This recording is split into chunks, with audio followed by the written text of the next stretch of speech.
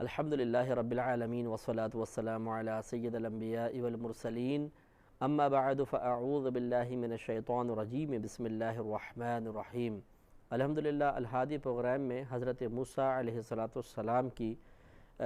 سیرت پاک سے متعلق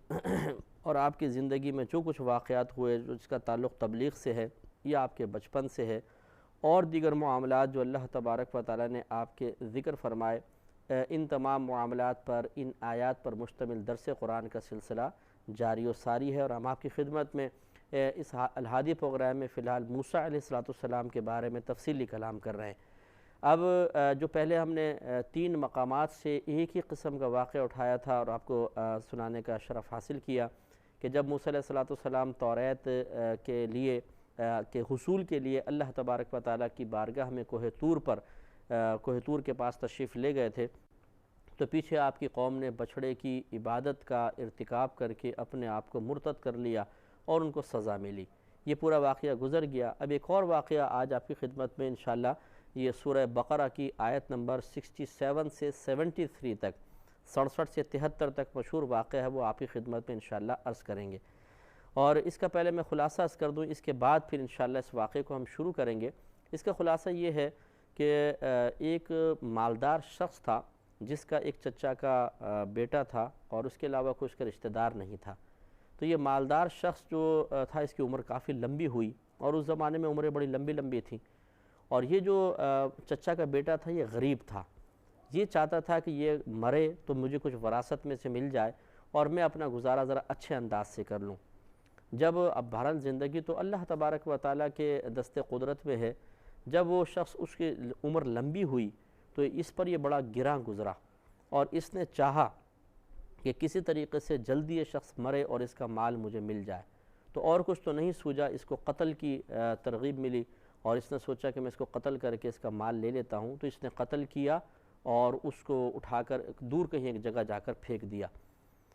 تو اب جب وہاں پر صبح جب ہوئی اور وہ شور شرابہ مچ گیا، بھی ایک لاش ملی ہے، تو اس کے ہم قوم نے اور بشمول اس شخص کے موسیٰ علیہ السلام کی بارگاہ میں حاضری کا شرف حاصل کیا اور کہا کہ جی وہ قاتل کو تلاش کیا جائے، ہمارا تو رشتہ دار کسی نے مار دیا ہے۔ موسیٰ علیہ السلام نے جو اس وقت تفتیش کا سلسلہ تھا، وہ جو معاملات ہوتے تھے ویسا کیا، لیکن قاتل کا کچھ پتہ نہ چلا۔ پھر آپ نے اللہ تبارک و تعالیٰ کی بارگاہ میں عرض کی، تو اللہ تبارک و تعالیٰ نے حکم فرمایا کہ آپ ایک گائے لیں، گائے کو ذبح کریں اور اس کے گوشت کا ایک ٹکڑا اس شخص کو ماریں، یعنی مردے کو۔ یہ کھڑا ہو کر خود اپنے قاتل کا نام بتا دے گا۔ اب اس گائے کے معاملے میں حکمت کیا تھی کہ گائے کو ذبح کر کے گوشت کا ٹکڑا مارا جائے،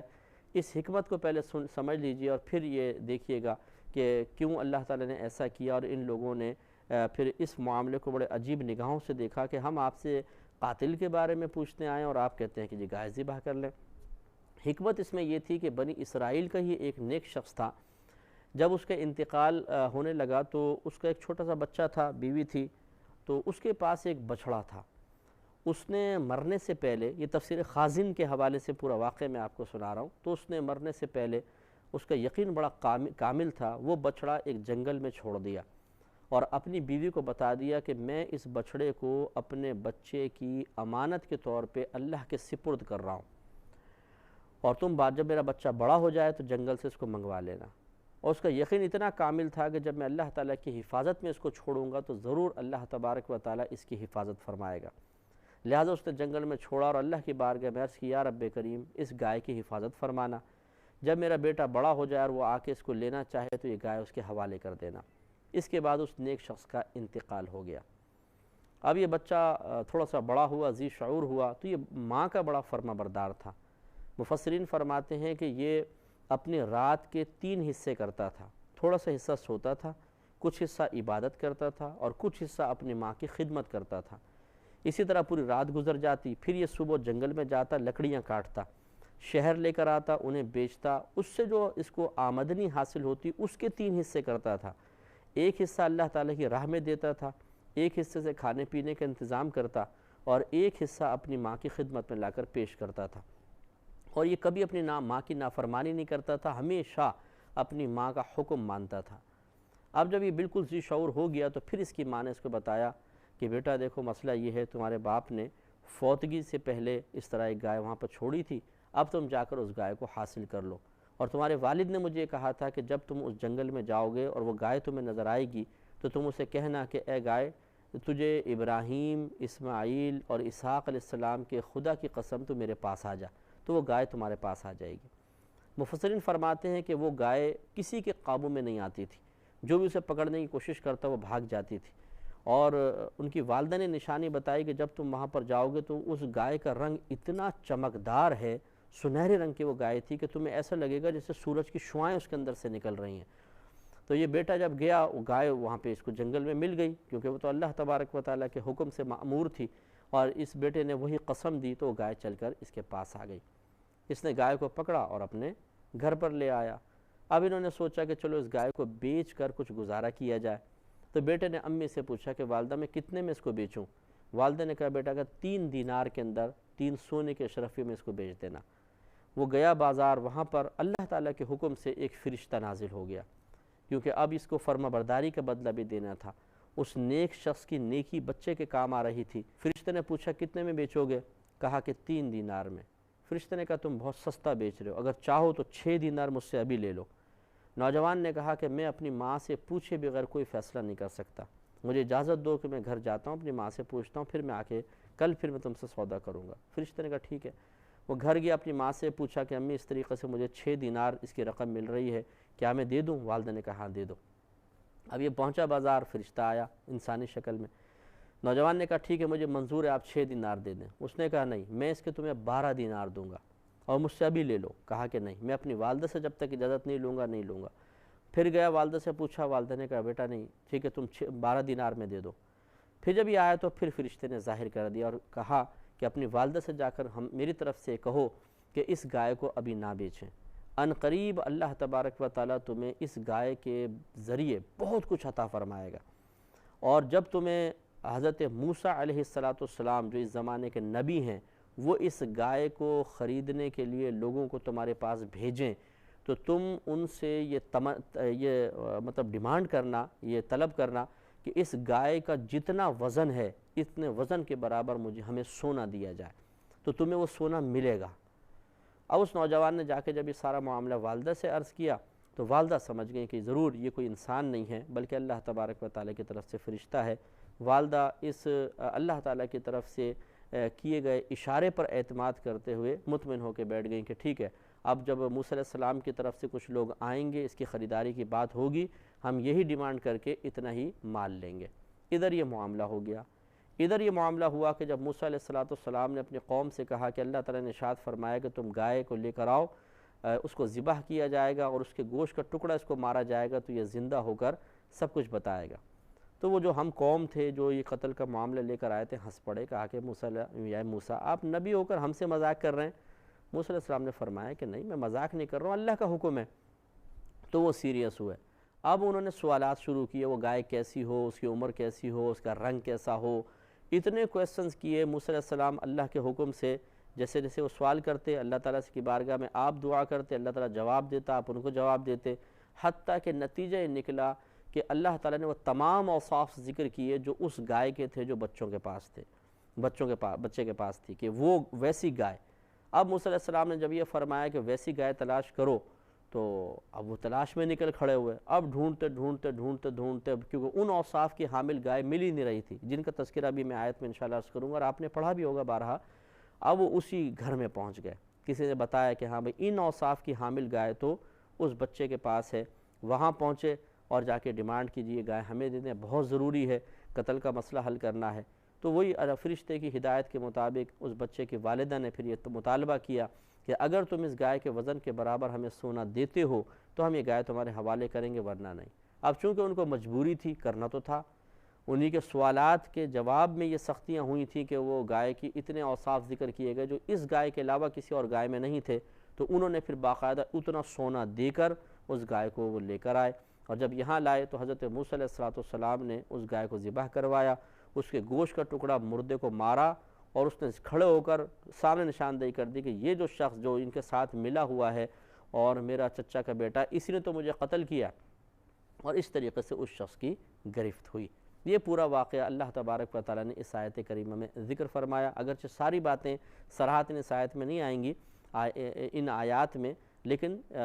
مفسرین کی تفسیر کی روشنی میں اور ان آیات کے ظاہری مضمون کی روشنی میں جو کچھ حاصل ہوا تھا وہ میں نے قصے کی شکل میں آپ کی خدمت میں عرض کیا ہے۔ تو اب آیتیں دیکھتے ہیں۔ اللہ تعالیٰ ارشاد فرماتا ہے وَإِذْ قَالَ مُوسَىٰ لِقَوْمِهِ، اے حبیب کریم صلی اللہ علیہ وسلم آپ یاد کیجئے کہ جب موسیٰ علیہ السلام نے اپنی قوم سے ارشاد فرمایا إِنَّ اللَّهَ يَأْمُرُكُمْ أَن تَذْبَحُوا بَقَرَةً، کہ بے شک اللہ تعالیٰ حکم دیتا ہے تمہیں کہ تم ایک گائے ذبح کرو۔ اب وہ قتل کا معاملہ لے کر آئے، آپ نے فرمایا گائے ذبح کرو، تو ایک تعجب تو ہوتا ہے۔ قالوا، ان لوگوں نے کہا أَتَتَّخِذُونَ هُزُوًا، آپ ہمیں نشانہ مذاق بناتے ہیں۔ قال، موسیٰ علیہ السلام نے ارشاد فرمایا اعوذ باللہ ان اکون من الجاہلین، میں اللہ کی پناہ چاہتا ہوں اس چیز سے کہ میں جاہلوں میں سے ہو جاؤں۔ قالوا، انہوں نے کہا کہ ادعو لنا ربک یبین لنا ما ہی، اب انہوں نے کہا کہ نہیں، موسیٰ علیہ السلام تو سنجیدہ ہیں اس مسئلے میں، کوئی مذاق کی بات نہیں ہے، تو کہا کہ آپ ہمارے لیے اپنے رب سے دعا کیجئے کہ وہ بیان کرے کہ وہ گائے کیسی ہو۔ موسیٰ علیہ السلام نے اللہ تعالیٰ کی بارگاہ میں عرض کی، وحی نازل ہوئی۔ قال، اللہ تعالیٰ نے فرمایا، موسیٰ علیہ السلام نے ارشاد فرمایا انہ یقول، کہ بے شک وہ اللہ تعالیٰ ارشاد فرما رہا ہے کہ انہا بقرۃ، بے شک وہ ایک ایسی گائے ہے، لا فارد ولا بکر، نہ بوڑھی ہے نہ جوان، عوان بین ذالک، درمیانی عمر کی ہے، ان دونوں کے درمیان درمیانی عمر کی گائے ہے۔ فافعلوا ما تؤمرون، اب تم وہ کرو جو تمہیں حکم دیا جا رہا ہے۔ نبی کریم صلی اللہ علیہ وسلم نے ارشاد فرمایا، یہ سیاہ ستہ کی روایت ہے کہ سرکار نے فرمایا کہ اگر وہ اسی پر اکتفا کر کے جا کے کوئی بھی گائے لا کر دے دیتے درمیانی عمر کی تو اس سے بھی معاملہ حل ہو جاتا، لیکن بنی اسرائیل نے پے در پہ کویسچن کیے تو سختیاں اللہ کی طرف سے بڑھتی رہیں، حتیٰ کہ وہی گائے لانے پر یہ مجبور ہوئے۔ لہٰذا اب آگے پھر انہوں نے کہا قالوا ادعوا لنا ربک یبین لنا ما لونہا، انہوں نے کہا کہ آپ دعا کیجئے اپنے رب سے کہ وہ ہمارے لیے دعا کر دیں کہ وہ یہ ہمیں بیان کر دے کہ اس گائے کا رنگ کیسا ہو۔ قال، موسیٰ علیہ السلام نے ارشاد فرمایا کہ انہ یقول، بے شک اللہ تبارک و تعالیٰ ارشاد فرما رہا ہے انہا بقرۃ صفراء، کہ بے شک وہ ایک پیلے رنگ کی گائے ہے، فاقع لونہا تسر الناظرین، اس کا رنگ چمکدار ہے اور ایسا چمکدار کہ دیکھنے والوں کو وہ گائے خوش کر دیتی ہے۔ یعنی جیسے میں نے تفسیر کی روشنی میں عرض کیا تھا کہ والدہ نے بچے کو بتایا تھا کہ بیٹا جب تم وہاں پہ جاؤ گے وہ سنہرے رنگ کی گائے اور ایسا تمہیں لگے گا کہ سورج کی شعائیں اس میں سے نکل رہی ہیں۔ یہ اللہ تبارک و تعالیٰ نے اس گائے کے اندر بہترین وصف رکھا تھا کہ وہ سنہرے رنگ کی گائے تھی، یعنی اورنج کلر جو تھا چمکتا ہوا ذرا تھا، اور وہ گائے دور سے جو بھی اس کو دیکھتا تھا وہ خوشنما رنگ لگتا تھا، وہ خوش کر دیتی تھی دیکھنے والوں کو۔ اب انہوں نے پھر مزید پوچھا قالوا ادعوا لنا ربک یبین لنا ما ہی، انہوں نے کہا کہ آپ ہمارے لیے اللہ تبارک و تعالیٰ کی بارگاہ میں دعا کیجئے کہ وہ ہمیں بیان کرے کہ وہ گائے کیسی ہے۔ ان البقرۃ تشابہ علینا، بے شک وہ گائے مشتبہ ہو گئی ہے ہم پر، وَإِنَّا إِن شَاءَ اللَّهُ لَمُهْتَدُونَ، اگر اللہ تبارک و تعالیٰ نے چاہا تو ضرور ہم انشاءاللہ ہدایت پا جائیں گے۔ قال، موسیٰ علیہ السلام نے فرمایا کہ انہ یقول، بے شک اللہ تبارک و تعالیٰ ارشاد فرماتا ہے انہا بقرۃ، بے شک وہ ایک ایسی گائے ہے، لا ذلول تثر الارض ولا تسقی الحرث، کہ جس سے کوئی خدمت نہیں لی گئی زمین کے ہل چلانے کی اور نہ زمین کو سیراب کرنے کی، کیونکہ وہ گائے ایسی تھی جنگل میں چھوڑ دی گئی تھی اور وہ مسلسل ایسی کھاتی پیتی تھی، کوئی اس سے خدمت نہیں لی گئی۔ مسلمۃن، وہ بے عیب ہے، صحیح سلامت ہے، لا شیاۃ فیہا، اس میں کوئی بھی عیب نہیں ہے۔ اب یہ پوری کمپلیٹ ہو گئی بات کہ وہ درمیانی عمر کی گائے ہے اور اس کا رنگ چمکدار ہے، سنہرے کلر کی گائے ہوگی اور وہ اس سے آج تک کوئی خدمت نہیں لی گئی، اب اس گائے کو تلاش کرو۔ قالوا، انہوں نے کہا الآن جئت بالحق، اب آپ ہمارے پاس حق کو لے کر آ گئے ہیں۔ فذبحوها، پس انہوں نے اس گائے کو ذبح کیا، وما کادوا یفعلون، اور وہ اس معاملے کو کرنے کے قریب نہیں تھے۔ یعنی اللہ تعالیٰ فرماتے ہیں وہ چاہتے تو نہیں تھے دل سے کہ ایسا ہو، لیکن اب مجبور ہو گئے تھے تو انہوں نے بہرحال گائے کو ذبح کیا۔ اب وہ باقی واقعہ اللہ نے ذکر نہیں فرمایا کہ موسیٰ علیہ السلام نے گائے کا ٹکڑا مارا تو مردہ زندہ ہوا، اس نے قاتل کی نشاندہی فرما دی۔ آگے اللہ تعالیٰ ارشاد فرماتا ہے وَإِذْ قَتَلْتُمْ نَفْسًا فَادَّارَأْتُمْ فِيهَا، اور یاد کرو جب قتل کیا تم نے ایک جان کو پھر ایک دوسرے پر الزام ڈالنے لگے اس کے بارے میں۔ واللہ مخرج ما کنتم تکتمون، اور اللہ تبارک و تعالیٰ اس چیز کو ظاہر فرمانے والا ہے جس کو تم چھپا رہے تھے، یعنی وہی قاتل کا معاملہ چھپا رہے تھے۔ فَقُلْ نَضْرِبُوهُ بِبَعْضِهَا، پس ہم نے فرمایا کہ تم مارو اس مردے کو اس گائے کے ایک حصے کے ساتھ۔ تو مردہ زندہ ہوا، اس نے بتایا، جب بتایا تو اللہ تعالیٰ فرماتا ہے كَذَلِكَ يُحْيِي اللَّهُ الْمَوْتَى، اسی طرح زندہ فرمائے گا اللہ تبارک و تعالیٰ مردوں کو، وَيُرِيكُمْ آيَاتِهِ، اور دکھائے گا تمہیں اپنی نشانیاں، لَعَلَّكُمْ تَعْقِلُونَ، تاکہ تم سمجھ حاصل کرو۔ تو یہ واقعہ آپ کی خدمت میں عرض کیا۔ اس واقعے سے بہت درس حاصل ہوا۔ پہلی بات یہ کہ ایک تو ان لوگوں نے، یہ بنی اسرائیل کی اکثر آپ عادت دیکھیں گے کہ وہ موسیٰ علیہ السلام کو ڈائریکٹ نام لے کے پکارتے تھے، اے موسیٰ، جبکہ صحابہ کرام علیہم رضوان کا ہمیشہ طریقہ کار رہا ہے کہ انہوں نے کبھی بھی نبی کریم صلی اللہ علیہ وسلم کو سامنے آ کے یا محمد نہیں کہا ہے، یا رسول اللہ، یا نبی اللہ، یا حبیب اللہ کے الفاظ جو صفاتی نام اور القابات تھے ان سے وہ پکارنے کو سعادت سمجھا کرتے تھے۔ تو ایک تو یہ بدتمیزی ہوتی ہے کہ ہم کسی بزرگ کو اس کا نام لے کر پھر ندا کریں، یہ مناسب نہیں ہے۔ بنی اسرائیل کی قوم کی اس غلطی سے ہمیں درس حاصل کرنا چاہیے۔ دوسری بات یہ ہے کہ اگر کوئی معاملہ ایسا درپیش ہو جائے کہ ہمیں کسی بزرگ سے کچھ استفسار کرنا ہو، معلوم کرنا ہو، آپ کسی عالم کے پاس جائیں، مفتی کے پاس جائیں، تو خواہ خواہ کے کویسچنز نہ کریں۔ خواہ خواہ کے سوالات بنا کے کرنے سے بسا اوقات سختی ہمارے لیے ظاہر ہو جاتی ہے، اور اگر سختی ظاہر نہ بھی ہو تو اللہ تبارک و تعالیٰ کی ناراضگی بعض اوقات ہماری طرف متوجہ ہو سکتی ہے۔ یہ بعض لوگوں کی عادت ہوتی ہے کہ وہ علماء کے پاس یا مفتیان کرام کے پاس جاتے ہیں اور جان بوجھ کر اس قسم کے کویسچنز کرتے ہیں کہ یہ اٹک جائیں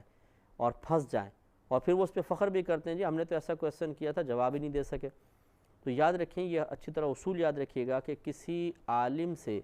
اس کا امتحان لینے کی غرض سے سوال کرنا ناجائز ہوتا ہے، اس میں انسان گناہگار ہوتا ہے۔ بلکہ اگر آپ جائیں تو تشفی کے لیے آپ سوال کریں، واقعی آپ کو سیکھنا ہو تو آپ ضرور سوال کریں اور سیکھیں۔ یہ بھی ہو سکتا ہے کہ آپ ایک مجمع کثیر میں ہیں، ایک عالم دین تشریف فرمائے، وہ اجازت دیتے ہیں کہ آپ سوال کریں، ایک بات آپ کو معلوم ہے لیکن آپ یہ چاہتے ہیں کہ دوسرے جو میرے ہم مجلس ہیں یہ بھی اس بات پر مطلع ہو جائیں، انہیں بھی ایک مسئلہ سیکھنے کا مل جائے، تو آپ نے ایک کویسچن کر لیا جس کا جواب آپ کو پہلے پتہ ہے، تاکہ ان عالم کی زبان سے وہ جواب جب نکلے گا تو سب سنیں گے، تو انشاءاللہ میرے ذریعے ان لوگوں کو بھی علم سیکھنے کا موقع ملے گا، تو اس میں شرعاً کوئی حرج نہیں ہے، یہ ہو سکتا ہے۔ اور اسی وجہ سے کہ اس قوم نے پیدر پہ سوال کیے تو سختیاں ہو گئی۔ صحابہ کرام علیہم رضوان نبی کریم صلی اللہ علیہ وسلم سے کثرت سوال نہیں کرتے تھے، ہمیں بھی اس پہ توجہ کرنی چاہیے۔ انشاءاللہ اور جو نکات ہیں جو درس کے، ہدایت کے، نصیحت کے ہیں، اس کا بیان انشاءاللہ نیکسٹ پروگرام میں ہوگا۔